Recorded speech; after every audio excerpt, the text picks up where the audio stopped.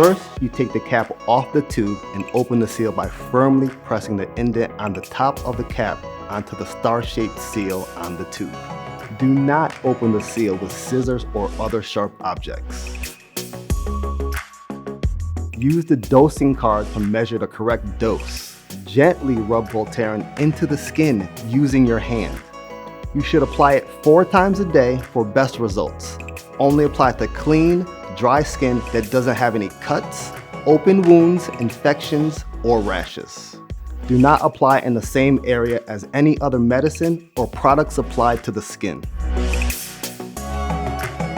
There are different amounts for upper and lower body pain. For upper body areas, squeeze gel from the tube equal to the amount shown on the upper body section of the dosing card, 2.25 inches.